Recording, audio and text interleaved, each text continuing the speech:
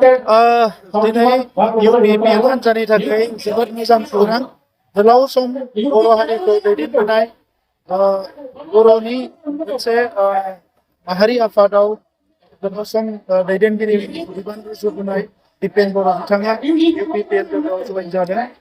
बिथांखौ जोङो बरायदों आरो बिथाङा जयेन जानायनि उनाव उदालगुरि जिल्लाजों लोगोसे UPPLआ आरोबाव जोबोद गोख्रों जाबाय आरो बिथांनि जि गोलाव समनि सिगां बर' माहारि दानाय बर' माहारिनि जेंनाफोरखौ फोजोबस्रांनाय आरो बेजों लोगोसे जोंजों रायजो जानाय हारि माहारिफोरनि जौगानायनि हाबा मावनायनि जि मोनसे सिमां दङमोन जायखौ बिथाङा फरायसा आफादाव थानायाव सोमावसारनायनि गेजेरजों मावदोंमोन राजखान्थियाव फैनायनि उनाव बेखौ दिनै राजखान्थि गोहोखौ लानानै मोजाङैनो मावफुंनो हागोन।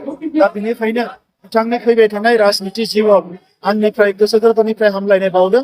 बिथांखौ जों बरायदों आरो UPPLआव फैबाय थानाय समाव जिखिनि दैदेनगिरि दङ बिथाङा आरो सासे गोख्रों दैदेनगिरि महरै दिनै जोंनियाव जयेन जाफैनायनि उनाव UPPLआ जोङो मोनफ्रोमबो खामानिखौ जोङो आरोबाव गोख्रोङै मावलांनो हागोन बेखौ आं फोथायदों।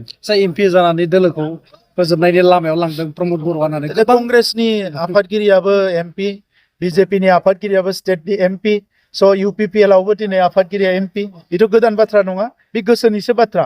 नोङो दिल्लीयाव था जेराव था जुदि गोसो दङब्ला हारिखौ सिबिनो हायो आरो गोसो गैयाब्ला सानसेमानि जुदि जौ लोंनानै बेदर जाना उन्दुबाय थाबाय थायोब्ला हारिया जौगानाय नङा। दा नंखायनो हारि सिबिनाया गावनि गोसोनिसो बाथ्रा।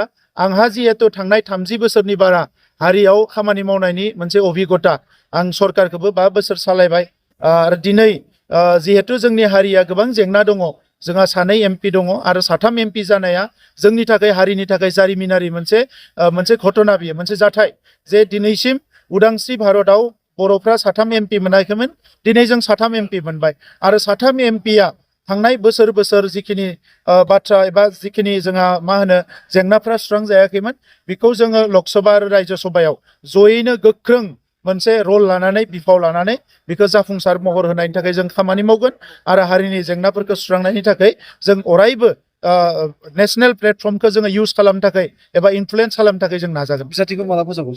सानसे साननि गेजेरावनो जोङो बिजाथिखौ फोसावगोन। सार नैबे जिथु बयजोंबो सावरायजानाय उदालगुरि बेयाव माबायदि बिजाथिखौ होगोन? जितु उदालगुरियाव दिनै दिपेन बर' बिथाङा जयेन जानायनि उनाव उदालगुरिनि जोंनि मावथि दैदेनगिरिफ्रा आगोलाव जिखिनि गोसो गुदुं जाना मावदोंमोन बिनिख्रुइ 10 गुन गोसो गुदुंजों खामानि मावगोन जोङो नुनो मोनदों आरो दिनै लोब फैनानै गोबां लाइमोनफ्रा UPPL हान्जायाव दिनै जोङो जयेन जाफैदों आरो दिनैनो जों बुंनो हायो जे नेक्स्ट जि एसेम्बलि इलेक्सन बेवहाय UPPLआ उदालगुरियाव देरहाखाबाय बेवहाय जेबो गोनो गोथो गैया आरो रायजोफ्रा जोंखौ बुंबाय थादोंमोन जे खालि बिजाथिखौल' फोसावनांगौ खामानि मावनाया जोंनि बिबान आरो थांनाय MCLA इलेक्सनाव बिथांमोना BPF दोलोखौ देरहाहोनानै जोबोद गिदिर गोरोन्थि मावबाय होननानै रायजो राजाफ्रा फोरमायदों।